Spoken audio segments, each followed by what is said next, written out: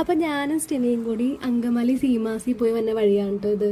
വേറെ ഒന്നുമല്ല, സ്റ്റിനിക്ക് പുതിയ സ്ഥലത്ത് ജോലി കിട്ടി. അപ്പൊ നമ്മള് ഓഫീസിലിടാൻ വേണ്ടിയിട്ട് കുറച്ച് എക്സിക്യൂട്ടീവ് ഡ്രസ്സസ്, ഷർട്ടും പാൻറ്റൊക്കെ മേടിച്ചിട്ട് വന്ന വഴിയാണ്. അപ്പോൾ നല്ലൊരു ഷോപ്പിംഗ് ആയിരുന്നു കേട്ടോ, അത്യാവശ്യം അഫോർഡബിൾ പ്രൈസ് ആയിരുന്നു. അപ്പം ആർക്കെങ്കിലുമൊക്കെ ഡ്രസ്സ് മേടിക്കാൻ പ്ലാൻ ഉണ്ടെങ്കിൽ ജൂലൈ 20 മുമ്പായിട്ട് അവിടെ പോയി നോക്കുന്നത് നല്ലതായിരിക്കും.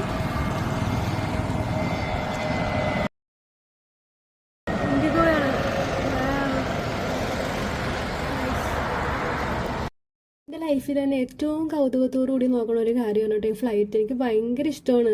ഞാൻ ഏറ്റവും വലിയ സത്യം എന്താണെന്ന് വെച്ചിട്ടുണ്ടെങ്കിൽ അതിനകത്ത് റിയൽ ലൈഫിൽ കയറി ഇറങ്ങിയതിന് ശേഷം ഭയങ്കര പേടിയുമാണ്.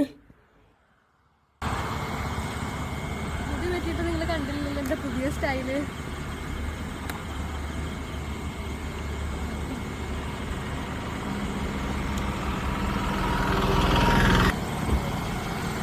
നമ്മളെവിടെ വന്നിക്കണത്? നമ്മൾ പ്ലെയിൻ കാണാൻ വേണ്ടി നെടുമ്പാശ്ശേരി എയർപോർട്ടിൻ്റെ ഒരു റോഡിൽ വെയിറ്റ് ചെയ്ത് നിൽക്കണേന് 2 പ്ലെയിൻ കണ്ട് റോഡ് കണ്ടിട്ട് വീട്ടിൽ പോകാമെന്ന് വിചാരിച്ചു.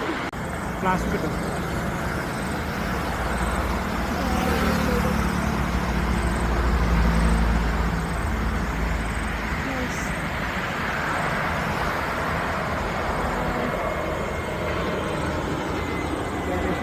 Air Asia.